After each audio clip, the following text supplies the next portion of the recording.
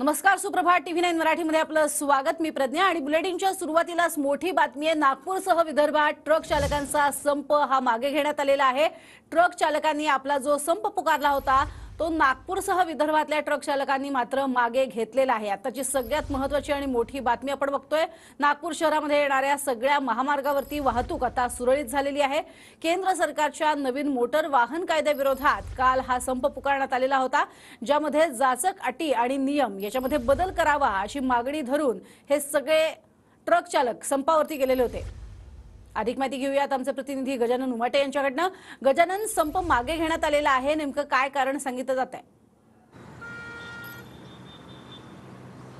नक्कीच काल दिवसभर केंद्र सरकारच्या नवीन मोटर वाहन कायद्याविरोधात ट्रक चालकांचा आणि टँकर चालकांचा संप होता।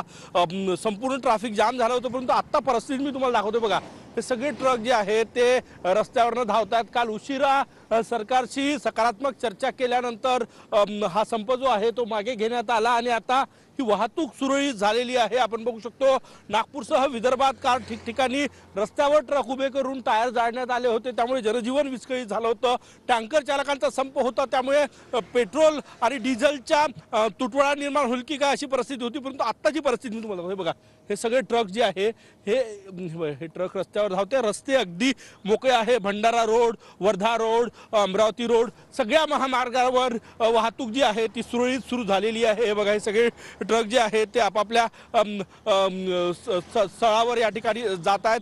काल परिस्थिती भीषण होती, ॲम्ब्युलन्सला सुद्धा काल जाता येत नव्हतं अशी परिस्थिती होती, परंतु आता परिस्थिती नियंत्रणात आलेली आहे। सगळ्या ट्रक चालकांनी आपला संप जो आहे तो मागे घेतलेला आहे आणि आता मी पारडी नाका परिसरात आहे भंडारा रोडवर। काल या ठिकाणी सगळं तुफान जाम होतं, सगळे ट्रक थांबलेले होते, परंतु आता परिस्थिती नियंत्रणात आलेली आहे। संप मागे घेतल्यामुळे हे सगळे ट्रक जे आहे ते आपापला माल खाली करून ठिकाणावर गेले। सगळ्यात महत्त्वाचं म्हणजे याचा फटका भाजीपाल्याच्या पुरवठ्यावरही झाला होता, दुधाच्या पुरवठ्यावर झाला होता, इंधनाच्या पुरवठ्यावर झाला होता आणि त्यामुळे हे सगळे ट्रक चालक काल जे आहे ते केंद्र सरकारच्या विरोधात नवीन कायद्याविरोधात आक्रमक होते, परंतु सरकारशी सकारात्मक चर्चा झाली आणि हा संप मागे घेण्यात आला।